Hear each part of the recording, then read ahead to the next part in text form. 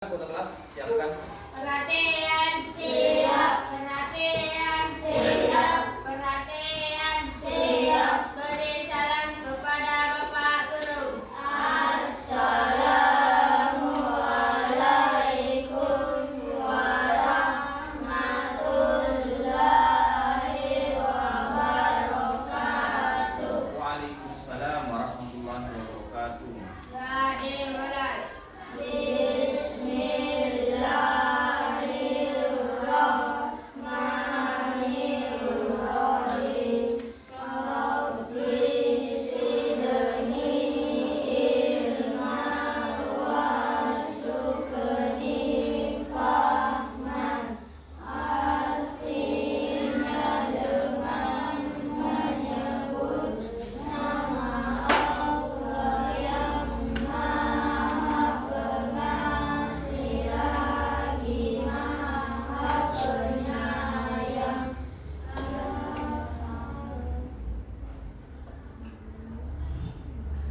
Baik, selanjutnya mari kita bersama-sama menyanyikan salah satu lagu wajib nasional, yaitu Garuda Pancasila, untuk menguatkan jiwa nasionalisme kita selaku peserta didik. 1, 2, 3. Garuda Pancasila, akulah pendukungmu.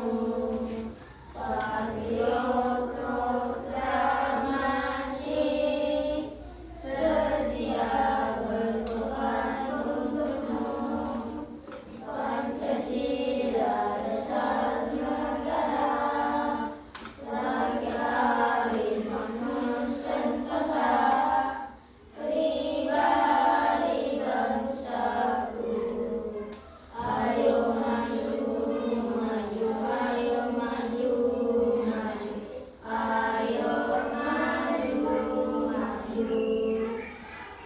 Selanjutnya saya akan memberikan pertanyaan pemantik guna untuk memicu minat belajar anak-anak sekalian. Pertanyaan pertama, apakah peserta didik semua siap untuk belajar? Siap.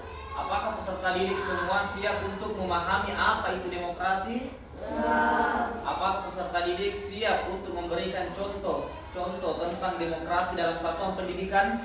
Siap. Baik. Selanjutnya, sebelum kita memasuki materi, saya mengabsen dulu ya anak sekalian. Yang pertama, Ahmad Fauzan, Hadir. Alwa Azila, tidak ada. Fajar Pratama, Indah Musfira, Khairul Anwar, Hadir. Muhammad Arya, Hadir. Abdan Syahmi, Hadir. Asrin, tidak ada. Muhammad Kausar, Tidak ada. Muhammad Rifki, Hadir. Musdalifah, Nurul Izza, Putri Kumalasari, Torik, Umran Said Hanan. Oke. Anak sekalian, Bismillahirrahmanirrahim. Alhamdulillah rabbil alamin, wa bihi nasta'inu ala umuri dunya waddin, wassalatu wassalamu ala asyrafil anbiya'i wal mursalin wa ala alihi wa ashabihi wa barik wa mawala. Pertama-tama anak-anakku sekalian, puji syukur kita panjatkan kepada Allah Subhanahu wa taala, Tuhan yang telah memberikan kita berbagai limpahan karunia, nikmat kehidupan, nikmat kesempatan dan nikmat kesehatan pada hari ini, sehingga kita masih sempat dipertemukan dengan Pak Sul yang paling ganteng sedunia. Nah, kita patut bersyukur kepada Allah Subhanahu wa taala karena Allah memberikan kita kehidupan, kesempatan dan nikmat kesehatan. Sehingga dari 3 nikmat yang ada pada diri kita ini, hal inilah yang membuat kita bisa dipertemukan oleh Allah Subhanahu wa taala di pagi menjelang siang ini anak-anakku sekalian. Dalam hal melakukan pembelajaran, tentunya kesyukuran yang kita panjatkan kepada Allah Subhanahu wa taala itu sangat penting kita lakukan setiap hari anak-anakku sekalian. Ketika kita bangun tidur sampai tidur kembali, kita tidak pernah terlepas dari yang namanya takdir Allah Subhanahu wa taala. Jadi anak-anakku sekalian, kemudian yang kedua, Sholawat menyertai salam kita haturkan kepada junjungan kita Nabi besar Muhammad Sallallahu Alaihi Wasallam,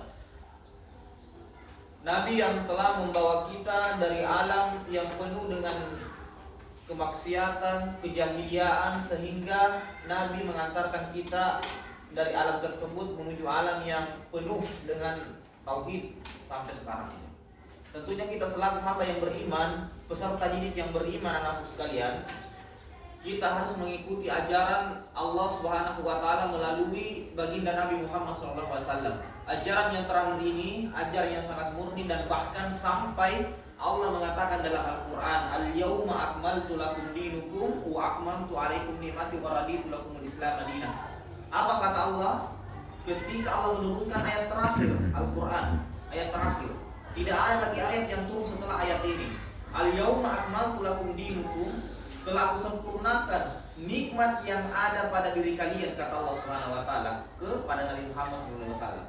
Kemudian disampaikan kepada kita umatnya, kepada kalian peserta didik, kepada kalian anak-anak yang berusaha belajar ilmu-ilmunya Allah Subhanahu wa taala, bahwasanya nikmat yang telah Allah berikan hari ini itu sudah cukup sekali. Jangan mencari nikmat di luar daripada agama Islam yang telah diridhoi oleh Allah Subhanahu wa taala. Perhatikan anak sekalian. Kemudian yang ketiga, adapun pendahuluan pada hari ini terkait dengan tujuan pembelajaran kita. Hari ini kita belajar tentang P5 yang bertemakan demokrasi atau suara demokrasi. Jadi adapun tujuan pembelajaran hari ini adalah bagaimana seorang tenaga pengajar memicu minat belajar peserta didik terkait dengan pemahaman berpikir kritis. Kita mengangkat sebuah masalah, mencari sebuah masalah, mengidentifikasi sebuah masalah, kemudian kita pecahkan masalah itu. Dan ini terkait dengan P5. Demokrasi adalah sistem pemerintahan di mana kekuasaan berasal dari rakyat. Jadi poinnya, anak-anakku sekalian, coba perhatikan pendahuluan kali ini.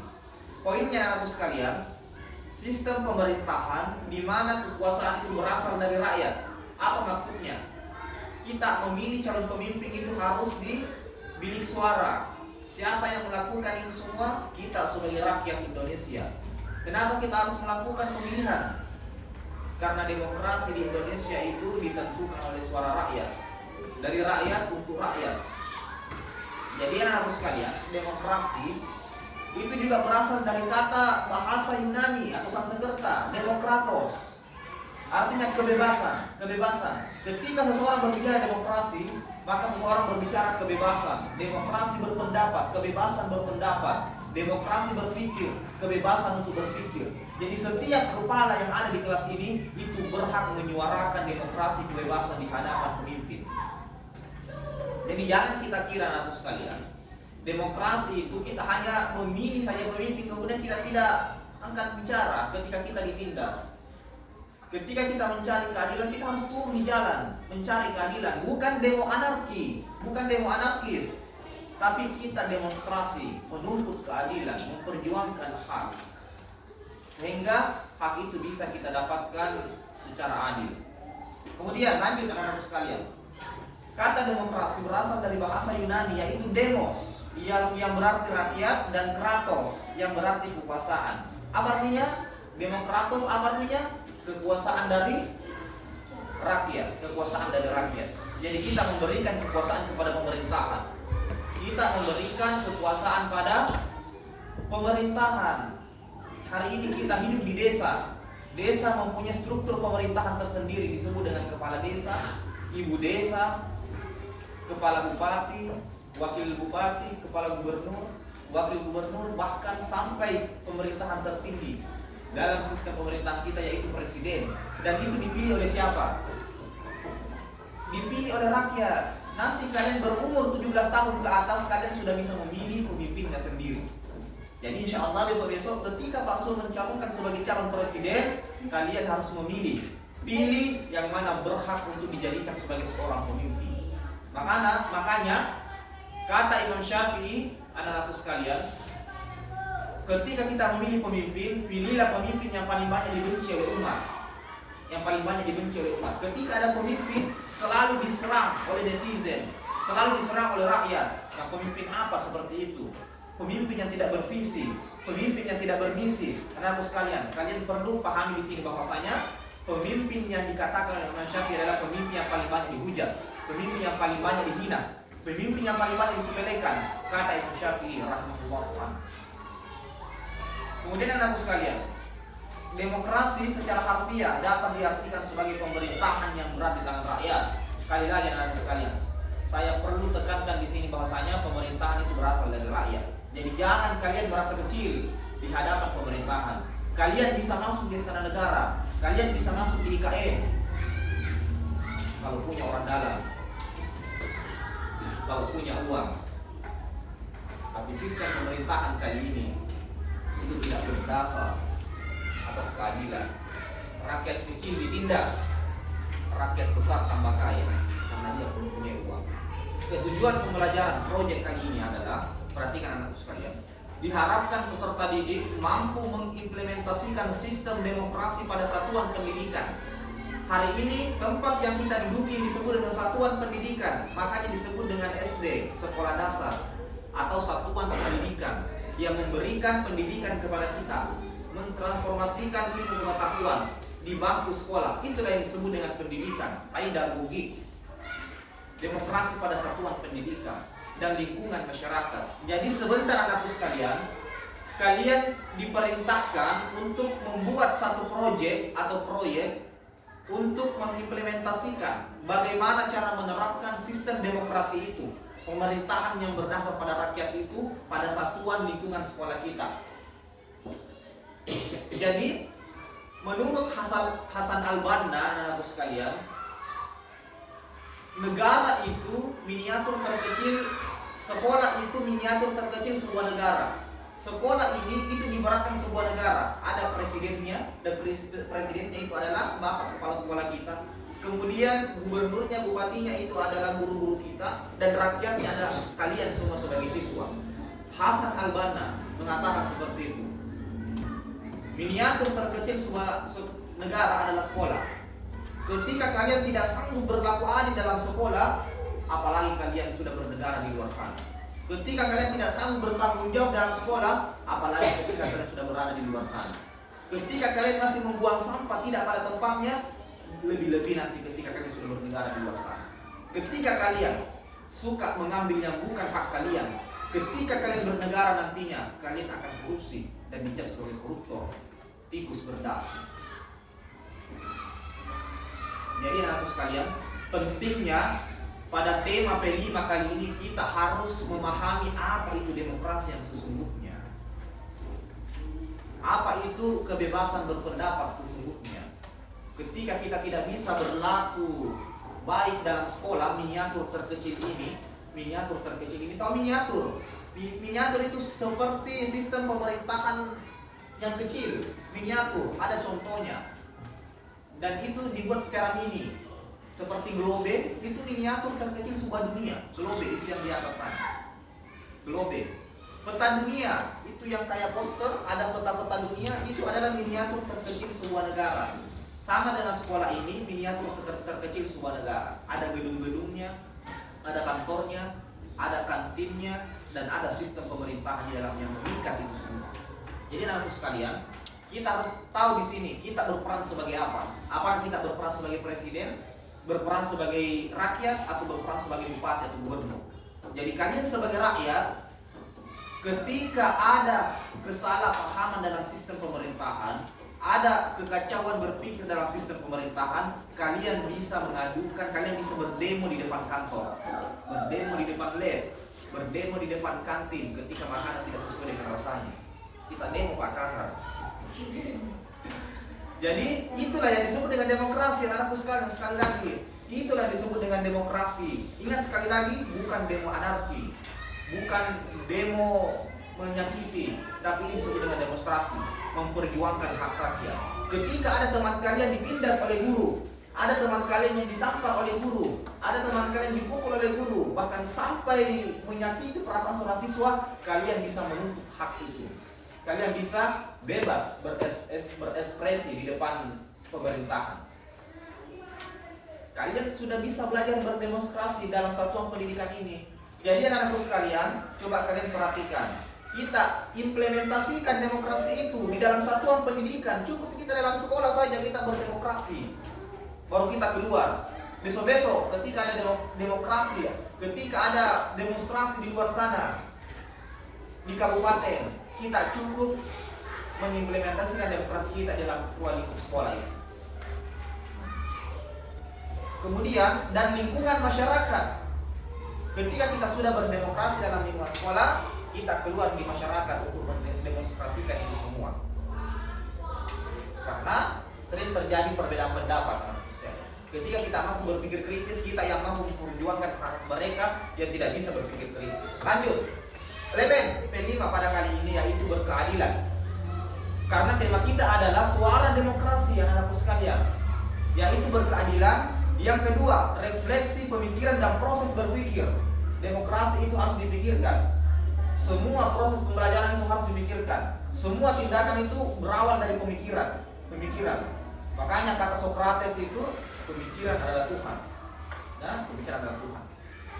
Kemudian yang ketiga, memiliki keleluasan berpikir dalam mencari alternatif solusi permasalahan. Jadi peserta didik dituntut untuk berpikir, kemudian mengeksplorasi masalah, kemudian mencari alternatif solusi permasalahan itu. Sama seperti kita berdemokrasi, kita mencari masalah, eksplorasi, kita aksi, kemudian kita refleksi. Kita mengevaluasi, kita eksplorasi, kita turun aksi, kemudian kita refleksi, mencarikan solusi. Jangan sampai kita turun aksi saja, tidak ada solusi yang ditawarkan, tidak ada solusi yang diberikan. Karena solusi itu bisa jadi dari pemerintahan dan bisa jadi dari kalian sebagai rakyat. Oke, perhatikan. Lanjut tahapan. Tahap pertama adalah kita mengenali sebuah masalah, kita mengenali sebuah proyek, kita mengenali sebuah materi yang akan disampaikan, materi yang akan kita bahas. Kemudian tahap 2 adalah konstekstual, kita menjelaskan secara kontekstual. Konteks kita jelaskan secara aktual, secara hangat, terpercaya. Kita jelaskan itu demokrasi bla bla bla seperti ini, kemudian kita terapkan di lingkungan sekolah satuan pendidikan. Tahap ketiga adalah aksi nyata, seperti yang tadi saya katakan. Ketika kita sudah mengetahui masalah, di pemerintahan ada kekacauan, di pemerintahan ada salah penerapan undang-undang, kita kenali dulu masalah tersebut. Jangan sampai kita turun aksi tapi tidak tahu masalah, ikut-ikut saja belaka sebagai rakyat Indonesia.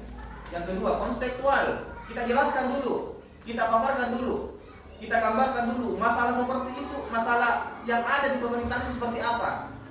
Apakah menyangkut hak rakyat atau menyangkut dalam ruang pemerintahan itu sendiri. Kalau itu menyangkut dengan hak rakyat, maka kita perlu aksi. Nah, makanya kita masuk pada tahap ketiga, anak sekalian, coba perhatikan aksi nyata. Pernah dengar ini toh? Pernah dengar? Aksi nyata. Kita beraksi secara nyata, bukan secara omong-omong doang. Kita beraksi bukan secara goib, kita beraksi tidak secara online, tapi kita beraksi nyata, turun di lapangan, turun di jalan, turun di lingkungan masyarakat untuk memperjuangkan hak-hak masyarakat, memperjuangkan keadilan dari masyarakat. Kemudian setelah kita melakukan aksi nyata, ada proses yang sudah kita jalani, kita masuk ke tahap keempat. Apa itu tahap keempat? Refleksi. Refleksi itu adalah mengambil keputusan atau solusi, memberikan keputusan atau solusi. Solusi apa yang bisa ditawarkan kepada pemerintahan? Pak, saya tidak mau begini. Berikan hak saya. Saya sudah melaksanakan kewajiban saya selaku warga negara. Berikan hak saya. Sebagai petani, turunkan harga pupuk atau subsidi pupuk. Sebagai rakyat biasa, perbanyak bansos, bantuan sosial. Jangan sampai itu masuk ke kantong pribadi. Jadi sebagai rakyat kita tidak boleh bodoh. Makanya pentingnya sebuah pendidikan, pentingnya kalian disekolahkan, pentingnya kalian berpendidikan, pentingnya kalian belajar. Karena untuk memperjuangkan siapa? Orang tua kalian yang boleh jadi dia tidak sekolah. Orang tua saya tidak sekolah, makanya saya disekolahkan untuk memperjuangkan hak orang tua saya. Orang-orang di pulau rata-rata tidak ada sekolahnya. Makanya kita semua disekolahkan, anak-anak di pulau itu disekolahkan semua, diberikan satuan pendidikan semua di sana untuk bisa melatih berpikir kritis siswa. Besok-besok ketika ada masalah, dia yang bisa membela hak-hak orang-orang yang tertindas di sana. Berikutnya anak sekalian, aktivitas proyek. Satu, berkenalan dengan proyek. Yang kedua, menggali informasi di sekitar kita. Menggali informasi. Jangan sampai kita introvert, berdiam diri saja, tidak mau menggali informasi. Yang ketiga, dialog interaktif tentang proyek. Jadi sebentar kita akan membuat kelompok. Kita akan bagi 3 kelompok. Kelompok pertama, kelompok kedua, kelompok ketiga. Kemudian kita berefleksi, memberikan solusi. Kemudian kita masuk pada materi kelima. Anak-anak sekalian, perhatikan. Demokrasi dalam satuan pendidikan adalah penerapan nilai-nilai demokrasi dalam lingkungan sekolah. Dan ini kita sudah pahami dari awal tadi, berdasarkan penjelasan dari Bapak Guru. Demokrasi itu kita harus terapkan terlebih dahulu di sekolah, bukan di lingkungan masyarakat, bukan di lingkungan pemerintahan, tapi kita belajar dulu berdemokrasi di dalam lingkungan satuan pendidikan kita. Berarti menciptakan suasana di mana setiap siswa, guru dan staf memiliki hak suara. Perhatikan sekali lagi, kita memiliki hak suara, kita bebas berpendapat, kita bebas memberikan teori, kita bebas memberikan tantangan, kita bebas berargumen di depan mereka. Siapa itu mereka? Pemerintahan yang memegang sistem pemerintahan itu. Kita berhak bersuara, mempunyai hak suara. Apalagi kalian ketika berumur 17 tahun ke atas, kalian sudah bisa mencoblos memilih pemimpinnya sendiri. Kesempatan untuk berpartisipasi dalam pengambilan keputusan. Lihat, coba perhatikan. Serta menghargai perbedaan pendapat. Itu demokrasi. Kemudian, mengapa demokrasi penting di sekolah? Coba kita baca sama-sama. Membentuk karakter. Demokrasi mengajarkan siswa tentang pentingnya menghargai perbedaan, toleransi dan kerjasama. Dengan adanya demokrasi, anak-anakku sekalian, perhatikan. Dengan adanya demokrasi, maka siswa akan menghargai perbedaan pendapat. Seperti kemarin kita memilih calon presiden, kan ada si A, ada si B, ada si C. Kita hargai perbedaannya si A, kita hargai perbedaannya si B, kita hargai perbedaannya si C. Dan kita tidak boleh, kenapa pilih C? Kenapa pilih B? Kalian harus pilih A. Dan itu tidak mencerminkan jiwa-jiwa demokrasi. Ketika kita bisa menghargai pendapat, maka kita mencerminkan jiwa-jiwa demokrasi. Bagaimana ketika kita berdemokrasi di kantin? Misal, Abdan, saya mau ambil mie gelas. Datang Khairul, kenapa mie gelas? Harusnya jadi jalan kote. Karena saya suka jalan kote. Tidak boleh kita memaksakan kehendak orang lain. Tidak boleh kita memaksakan selera orang lain. Dan itu bukan mencerminkan jiwa-jiwa demokrasi di kantin. Bagaimana kita berdemokrasi dalam kelas? Kita tidak perlu belajar matematika, tidak perlu belajar bahasa Inggris, cukup belajar agama saja. Karena agama itu mencerminkan dunia akhirat. Agama itu bisa menyelamatkan kita, bukan cuma di dunia saja, tapi di akhirat. Apalagi matematika, cukup di dunia saja kita dapatkan. Dan itu, anak-anakku sekalian, sekali lagi tidak mencerminkan jiwa-jiwa demokrasi. Kita harus menghargai pelajaran, kita harus menghargai perbedaan pendapat dalam kelas. Kemudian, anak-anak sekalian, poin kedua, mengapa demokrasi penting di sekolah? Karena meningkatkan partisipasi siswa. Kalian dilibatkan. Kalian sebagai siswa, setiap kepala itu mempunyai kewajiban untuk menuntut hak. Stakeholder, pelaku utama dalam demokrasi. Meningkatkan partisipasi kalian. Kemudian poin ketiga, anak-anak sekalian, mengembangkan keterampilan sosial. Demokrasi membantu siswa mengembangkan kemampuan berkomunikasi, bernegosiasi, menyelesaikan masalah. Apa itu komunikasi? Interaksi sesama kita, melalui lisan, bercerita, bertukar pikiran, bertukar cerita, berdongeng. Nah, itu komunikasi. Kemudian bernegosiasi, menyelesaikan masalah. Kemudian poin terakhir, anakku sekalian, mengapa demokrasi penting? Karena menyiapkan siswa untuk menjadi warga negara. Seperti tadi saya katakan, Hasan al-Banna mengatakan sekolah miniatur terkecil sebuah negara. Coba lihat poin keempat, menyiapkan siswa untuk menjadi warga negara yang baik. Ketika di sekolah kita tidak menjadi siswa yang baik, berarti kita bukan warga negara yang baik di luar sana. Bisa dipahami nih? Bisa. Bisa. Ketika kita tidak menjadi siswa yang baik, kita tidak bisa menjadi warga negara yang baik di luar sana. Bayangkan, ketika kita paluka, suka mencuri, siswa yang suka mencuri di luar, ketika dia bernegara nantinya dia akan menjadi paluka. Paluka manu. Ketika kita mengikuti aturan sekolah, mengikuti regulasi sekolah, maka di luar, insya Allah ketika kita bernegara, kita ikut aturan negara. Seperti itu, sekalian simpel. Lanjut. Ada pertanyaan terkait dengan demokrasi? Oke, kalau tidak ada yang bertanya, saya bertanya.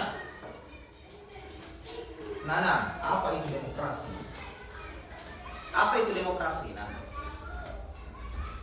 Coba, tadi sudah saya jelaskan apa itu demokrasi.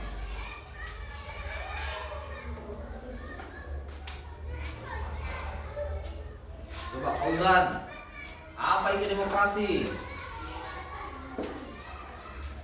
Demokrasi adalah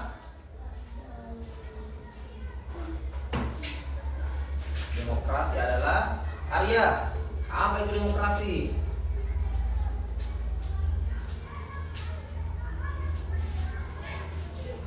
Rifki, apa itu demokrasi? Sangkala, apa itu demokrasi? Hairul, Abdan, Nurul Iza, apa itu demokrasi? Tidak ada yang memperhatikan penjelasan Bapak Ibu. Demokrasi adalah pemerintahan yang berasal dari rakyat.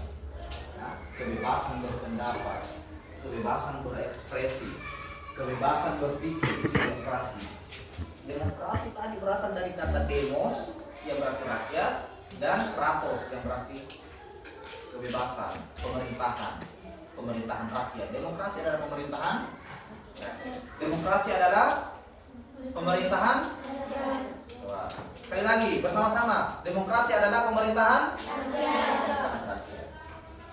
Lanjut.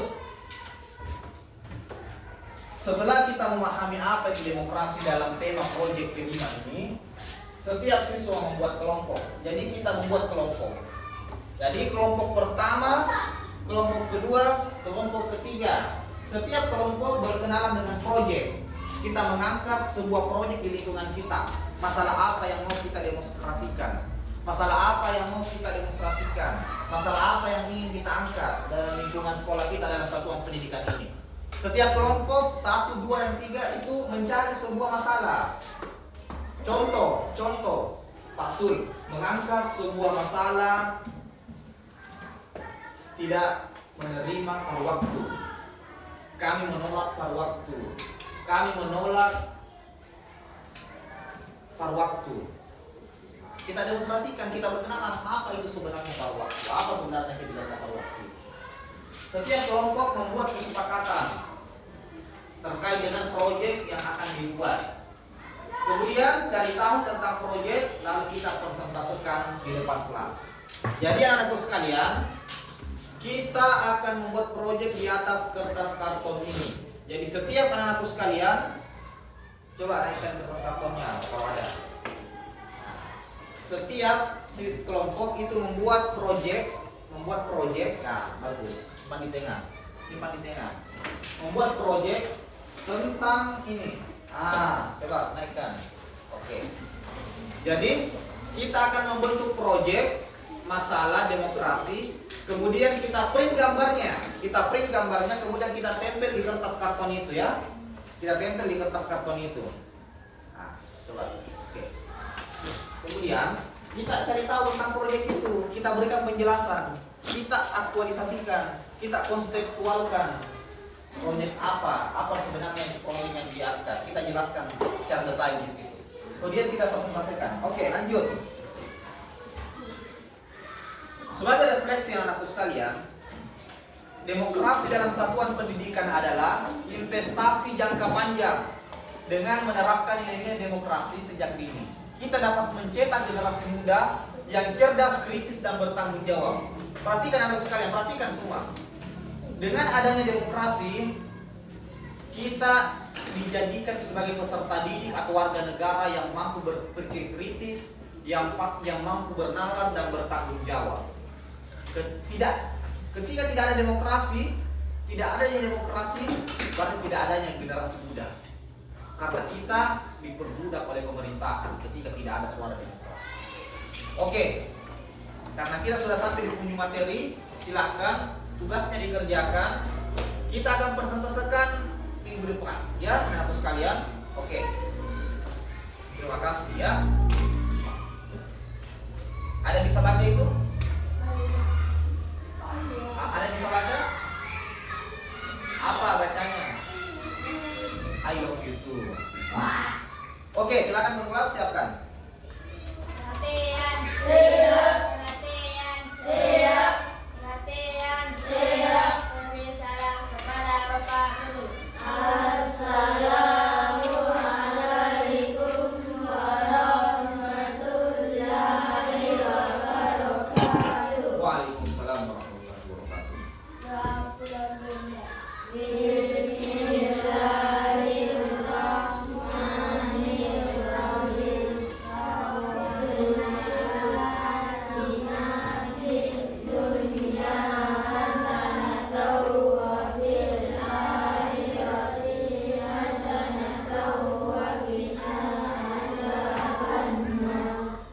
Oke. Terima kasih anak-anakku sekalian. Bapak Guru tutup dengan doa kafaratul majelis. Subhanakallahumma wa bihamdik, asyhadu an la ilaha illa anta, astaghfiruka wa atubu ilaik. Assalamualaikum warahmatullahi wabarakatuh.